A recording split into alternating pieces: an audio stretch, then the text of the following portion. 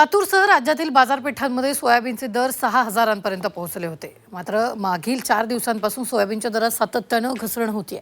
आंतरराष्ट्रीय बाजारातील अतिरिक्त पुरवठा आणि भारतात आयात होणाऱ्या स्वस्त सोयाबीन तेलामुळे सोयाबीनच्या किमतींमध्ये घसरण होत असल्याचं तज्ज्ञांचं म्हणणं आहे. पाहूया.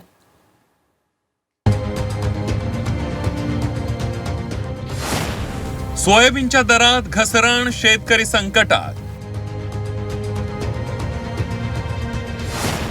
स्वस्त सोयाबीन तेलाच्या आयातीमुळे सोयाबीनचे दर घसरले. आयात निर्यात धोरणात बदल करण्याची शेतकऱ्यांची मागणी. मराठवाड्यातील लातूर जिल्ह्यासह जालना कृषी उत्पन्न बाजार समितीमध्ये सोयाबीनचे दर मोठ्या प्रमाणावर कोसळले. भारत अमेरिका करार होण्यापूर्वी प्रति क्विंटल 5,700 ते 5,800 रुपये दर मिळत होता. मात्र सध्या तो दर घसरून 4,900 ते 5,200 रुपयांपर्यंत खाली आलाय. या करारामुळेच हा दर घसरल्याची चर्चा शेतकरी आणि व्यापाऱ्यांमध्ये सुरू आहे. करारापूर्वी बाजार समितीमध्ये दररोज सुमारे 40,000 कट्ट्यांची आवक होत होती. मात्र सध्या ती आवक केवळ 5,000 कट्ट्यांवर आली आहे. कमी दर परवडत नसल्यानं शेतकरी माल बाजारात आणण्यास टाळाटाळ करतात.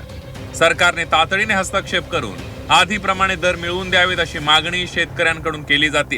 म्हणणं असं आमचं शेतकऱ्याचं की हे भावात सोयाबीन कोणताही माल द्यायला पुरत नाहीये. तरी सुरुवातीला एक 8 ते 10 दिवसापूर्वी 56-57 पर्यंत सोयाबीन गेलेली होती आणि अचानकच हे सोयाबीनचे रेट कमी झालेले. तरी ह्या रेटमध्ये शेतकऱ्याला सोयाबीन विकायला परवडत नाहीये. काय मागणी आमची शासनाला एकच मागणी आहे, कमीत कमी सोयाबीनचे रेट कमीत कमी 6 ते 6,500 पर्यंत विकायला पाहिजे.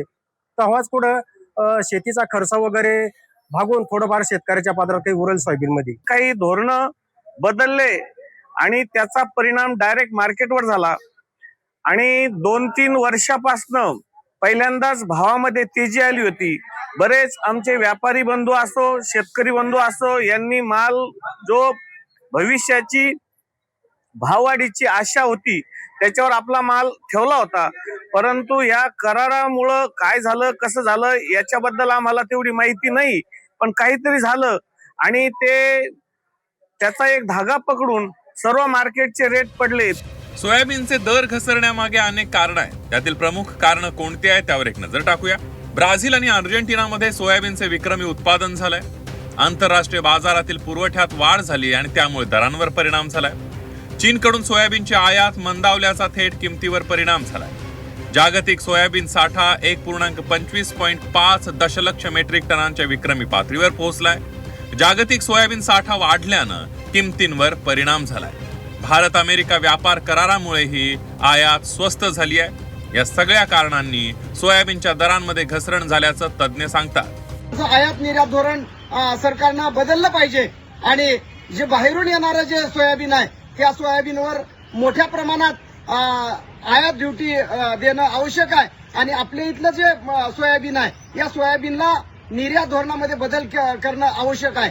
जर अशा पद्धतीची जर उपाययोजना केली तरच इथला शेतकरी जगणार आहे. जी डील केलेली आहे अमेरिकेसोबत त्याचा परिणाम भविष्यात दिसतोय आणि त्याच्या जी काही बातम्या येतात त्याच्यामुळं बाजार एकदम गडगडलाय आणि मागचा जो बाजार गडगडलेला म्हणजे मागचा जो बाजारभाव कमी होत होता त्याच्यामध्ये खरेदी यंत्रणा थोडं लेट करणं आणि आयात निर्यात किंवा आपलं जी काही बाहेरच्या मालाला जी टॅक्स कमी जास्त होतो म्हणजे लावतात शासन त्याच्यामध्ये वेळेवर न केल्यामुळं त्याचा शेतकऱ्याला भुर्दंड पडलाय.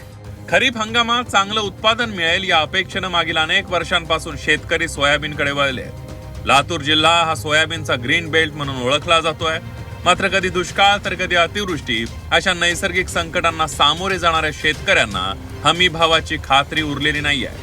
ना उत्पादनाची हमी ना दराची हमी अशीच परिस्थिती वर्षभर बाजारात पाहायला मिळते आणि त्याचा मोठा फटका सोयाबीन उत्पादक शेतकऱ्यांना बसताना पाहायला मिळतोय. लातूरहून वैभव बालकुंदेसह नितेश महाजन, झी 24 तास, जालना.